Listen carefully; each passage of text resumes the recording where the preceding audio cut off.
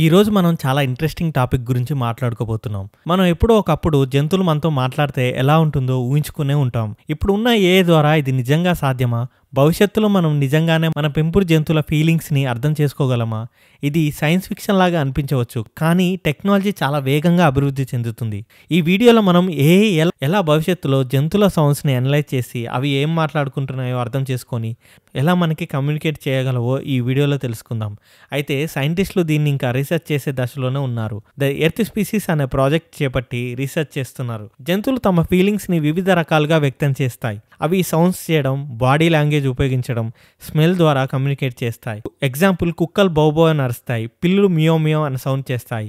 ఇవి తమ తోకను ఊపడం, చెవులను ఎత్తడం, కళ్ళ ద్వారా ఫీలింగ్స్ని వ్యక్తం చేయడం కూడా చేస్తాయి. ఈ విధంగా మన జంతువుల ప్రవర్తనను గమనిస్తూ ఉంటే వాటి ఫీలింగ్స్ కొంతవరకు అర్థం చేసుకోవచ్చు. అయితే సైంటిస్టులు జంతువుల శబ్దాలు, ప్రవర్తనలు ఇంకా బాడీ లాంగ్వేజ్ను స్టడీ చేస్తున్నారు. దీని ద్వారా అవి ఏం చెప్పాలనుకుంటున్నాయో తెలుసుకోవడానికి ప్రయత్నిస్తున్నారు.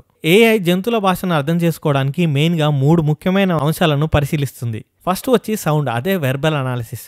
వెర్బల్ అనాలిసిస్ ద్వారా సౌండ్స్కి సంబంధించిన పిచ్, యాంప్లిట్యూడ్, రిథమ్ని ఏఐ గుర్తిస్తుంది. ఇది కేవలం ఒక సౌండ్ మాత్రమే కాకుండా అది ఏ సందర్భంలో ఏ రకమైన సౌండ్ చేసిందో కూడా అనలైజ్ చేస్తుంది. ఎగ్జాంపుల్, పిల్లి ఆకలిగా ఉన్నప్పుడు చేసే సౌండ్ని, కోపంగా ఉన్నప్పుడు చేసే సౌండ్ని, ఇంకా భయపడి ఉన్నప్పుడు చేసే సౌండ్ని ఏఐ వేరువేరుగా గుర్తించాలి. రెండవది బిహేవియర్ అనాలిసిస్. ఇది జంతువు చేసే యాక్షన్స్, ఎమోషన్స్ ఆధారంగా ఆ సౌండ్స్ అర్థాన్ని అంచనా వేస్తుంది. ఎగ్జాంపుల్, కుక్కలు భయపడినప్పుడు చెవులను వెనక్కి తీసుకోవడం, పిల్లులు కోపంగా ఉన్నప్పుడు తోకను పైకెత్తడం వంటివి మనం గమనించవచ్చు. మూడవది సరౌండింగ్స్ని బేస్ చేసుకొని అర్థం చేసుకోవడం.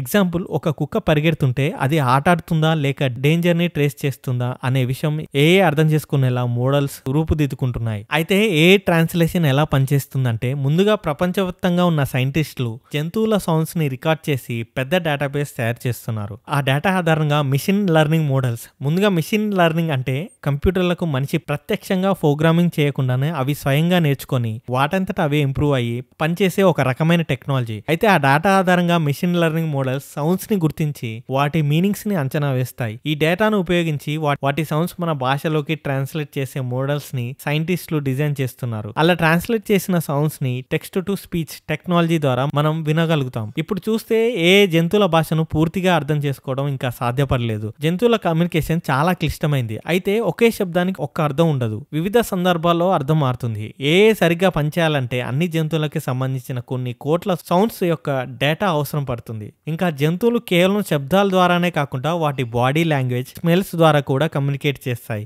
సైంటిస్టులు వీటి మీద కూడా రీసెర్చ్ చేస్తున్నారు. భవిష్యత్తులో మనం నిజంగా జంతువులతో మాట్లాడగలమా అనే ప్రశ్నకు స్పష్టమైన సమాధానం ఇవ్వడం కష్టం. కానీ కొంతమంది సైంటిస్టులు ఇది పూర్తిగా సాధ్యమవుతుందని నమ్ముతున్నారు. అదే కనుక నిజమైతే మన ఇంట్లో ఉన్న కుక్క ఫుడ్ తినకుండా కోపంగా ఉండడానికి కారణం ఏంటో తన మాటల ద్వారా తెలిసిపోతుంది. ఈ ఇన్ఫర్మేషన్ మీకు ఎలా అనిపించిందో కామెంట్ సెక్షన్లో కామెంట్ చేయండి. ఇంకా ఈ వీడియో నచ్చితే ఈ వీడియోకి ఒక లైక్ చేయండి. అలాగే ఇంకా మరిన్ని ఇంట్రెస్టింగ్ వీడియోస్ కోసం మన ఛానల్ను సబ్స్క్రైబ్ చేసుకోండి.